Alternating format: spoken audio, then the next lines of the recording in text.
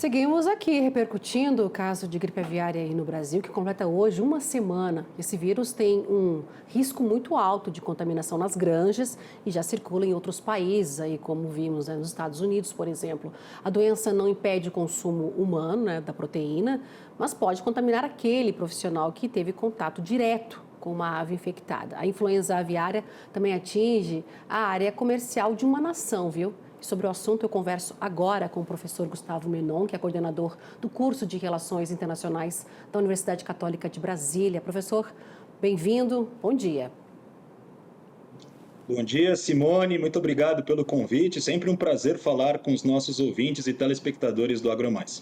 O prazer é todo nosso, professor. A gente viu aí o vírus, não é, desde que foi detectado lá no Rio Grande do Sul, hoje completa uma semana, não é?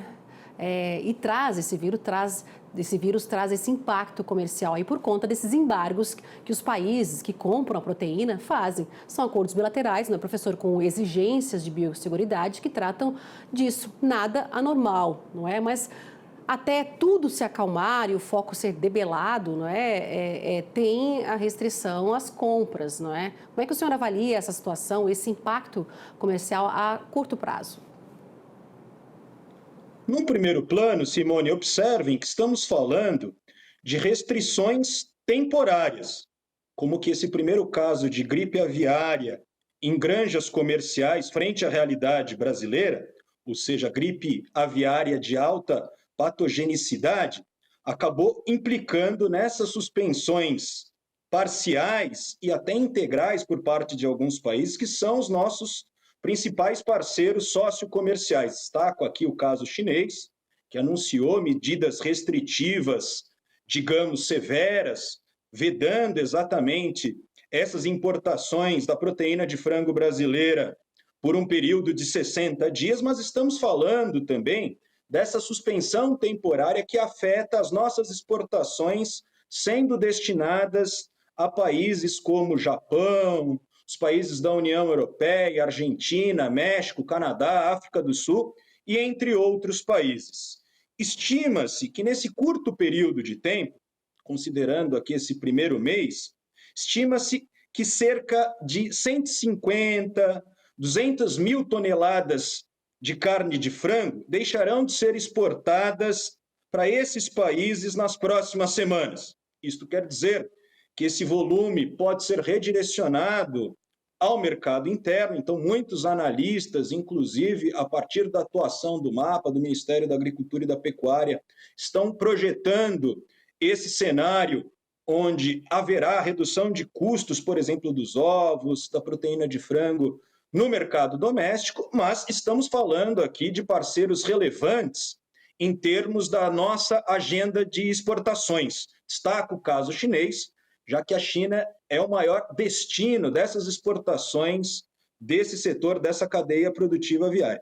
E vale dizer também que, do ponto de vista das nossas articulações internacionais, cabe aqui, de modo protocolar, garantir a segurança em termos de segurança, cumprir os protocolos para a saúde humana, para a saúde animal e para a saúde vegetal, como que os protocolos vêm sendo adotados por parte de diversos setores, articulando políticas intersetoriais do Estado brasileiro, em consonância com a atuação do Ministério da Agricultura e da Pecuária. O próprio ministro Carlos Fávaro destacou exatamente a necessidade do pleno cumprimento desses protocolos, do cerco sanitário que vem sendo estabelecido principalmente no Rio Grande do Sul, no município de Montenegro, para retomar as negociações internacionais, para que a gente possa mitigar exatamente efeitos de suspensão temporária da compra do frango brasileiro no mercado internacional. Cabe também consignar, Simone, que do ponto de vista da articulação desses acordos comerciais, alguns países, como é o caso do Japão, que possuem medidas bastante restritivas em termos da importação de alimentos, veja que o Japão apenas direcionou essa medida cautelar, uma medida de embargo destinada à região de Montenegro. Como se sabe, esse cerco sanitário foi edificado em um raio de atuação de 10 quilômetros em relação a esse primeiro caso.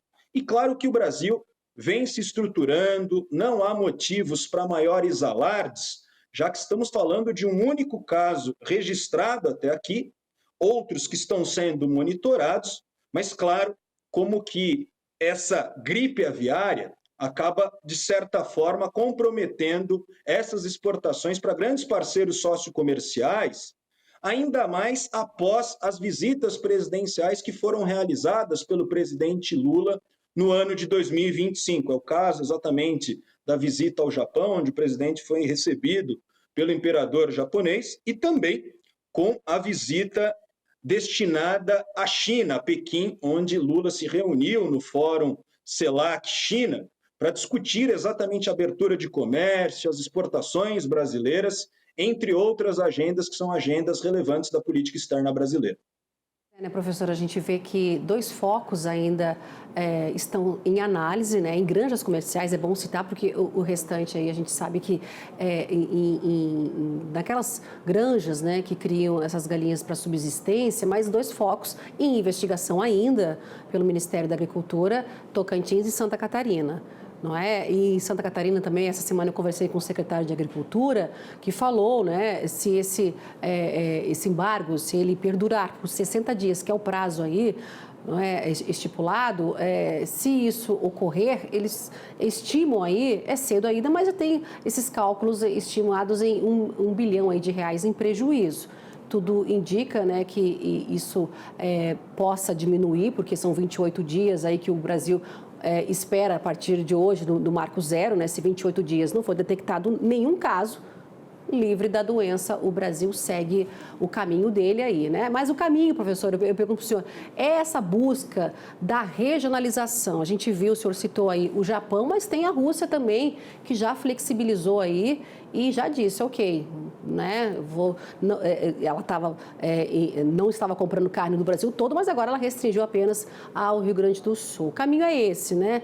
Nesse mundo hoje que a gente vê na geopolítica, essa busca dos países é pela regionalização. E o Brasil está tentando avançar em outros acordos bilaterais, né, professor? O caminho seria esse? Exatamente, Simone. Quando a gente faz um cenário acerca desses impactos, observem que a estimativa do impacto econômico pode chegar até 300 milhões de dólares em perdas mensais. E aqui estamos falando de toda uma política que vem sendo orquestrada por diferentes órgãos do Estado brasileiro, no sentido de tentar mitigar e regionalizar exatamente esse caso da gripe aviária. Como que o setor avícola brasileiro mantém, então, projeções de crescimento para o ano de 2025, mas a continuidade, caso se detecte novos casos da gripe aviária frente à realidade brasileira, isso pode comprometer essa expansão do setor.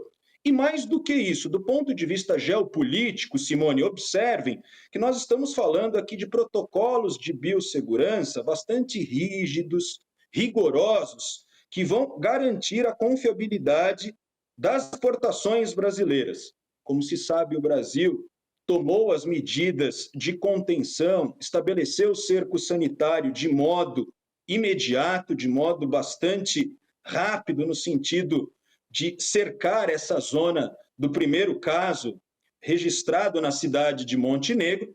E observem que nós precisamos focalizar as nossas atenções destinadas a essas granjas comerciais.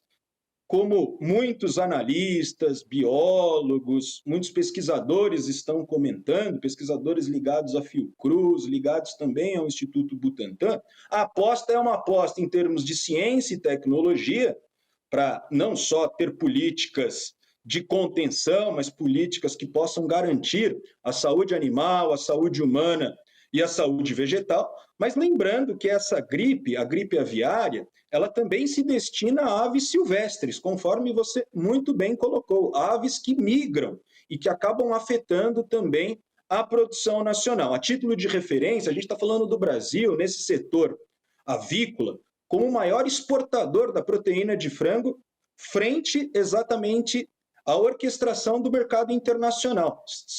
Estamos dizendo aqui de uma cadeia produtiva bastante relevante, de bastante fôlego, de bastante vitalidade e que compõe aí uma cadeia bastante estratégica nas nossas pautas de exportação. Precisamos aguardar o pleno cumprimento desses 28 dias para o não registro de novos casos e, claro, sempre atentos também em termos de monitoramento, em termos do estabelecimento desses protocolos de segurança que são de suma importância, não só para a produção doméstica, mas também em nossa agenda de exportações. A gente percebe aqui, né, desse protocolo, os estados todos avançando aí nesse protocolo para blindar aí os seus plantéis comerciais. A gente vê nessa resposta muito rápida do Brasil. É um ponto positivo também para mostrar para os parceiros comerciais do Brasil que o Brasil está à frente, está muito avançado, está investigando. Enfim, e ontem eu estava até entrevistando um pesquisador da Embrapa que falou que esse vírus, professor, ele foi detectado na Ásia em 1996 e que ele já está sofrendo mutações. Ele até falou, eu notei aqui, hoje ele pode ser conhecido como 2.3.44B, ou seja, a mutação dele, não é? A gente está falando da primeira aparição em 96, somente agora, em 2025, esse caso isolado lá no Rio Grande do Sul até o momento, né? Os outros casos estão em investigação, é bom colocar ainda, é uma suspeita ainda, mas é um vírus que circula no mundo, não é, professor? A gente vê por conta aí da migração das aves silvestres. O ano passado, registrado aqui no país em aves silvestres e galinhas de fundo de quintal, as de subsistência. Agora, nessa granja comercial, aí no Rio Grande do Sul mesmo, com todas as medidas rígidas, né, protocolo nacional, estadual adotado, enfim, não é? E para que essa doença não avance, né, e afete a cadeia brasileira, né, nacional. Mas já cruzou barreiras, né, professor, entre espécies. A gente viu aqui, comentamos, mostramos matérias, né, que atingiu animais aquáticos, mamíferos, o gado leiteiro, né, em alguns rebanhos lá nos Estados Unidos, é uma doença que está indicando que parece não ser temporária. Não é um momento ainda de alarde, né, professor? Mas poderia ser para sinal alerta, o amarelo, preocupação aí? Sem dúvida, Simone, precisamos continuar com essa política de monitoramento, da plena observância de outros casos em suspeita, mas vale registrar, para não alardear a população brasileira, que o risco em termos de consumo de ovos, do próprio consumo do frango, é um risco bastante reduzido em termos dessa transmissão da gripe aviária.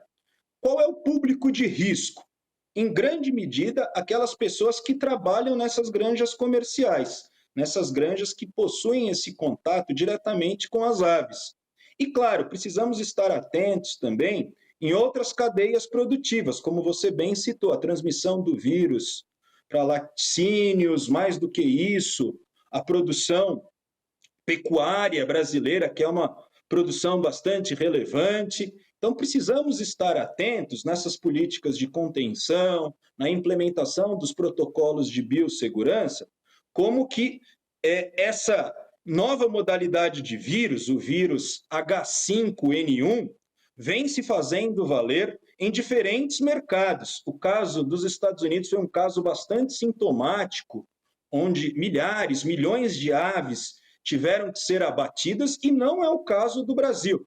Por ora, estamos falando de uma contaminação localizada, insisto, presente no estado do Rio Grande do Sul, e como que há políticas não só de contenção para outros estados, o estado do Paraná, um estado representativo quando a gente olha, por exemplo, o setor avícola brasileiro, um dos maiores produtores e exportadores de proteína de frango. Portanto, todos os protocolos estão sendo plenamente cumpridos e, claro, precisamos estar atentos nesse monitoramento de novos casos e articulando essa repactuação dos acordos comerciais, visando dar continuidade a essas políticas de abertura de mercado em diferentes regiões do planeta, como que o Brasil vem atuando para a abertura de diversos mercados em termos de se pautar essa produção avícola, produção pecuária também, e claro que o desafio que está colocado daqui por diante é seguir esses protocolos rígidos de segurança que vêm sendo cumpridos por parte do Estado brasileiro. Professor Gustavo Menon, coordenador do curso de Relações Internacionais da Universidade Católica de Brasília. Professor, muito obrigada pela análise da semana. Um bom dia para o senhor e até uma próxima oportunidade aqui. Muito obrigado, Simone. Conte comigo em outras oportunidades. Como eu disse, é sempre um prazer falar com os nossos telespectadores do AgroMais. Desejo a todos um ótimo trabalho.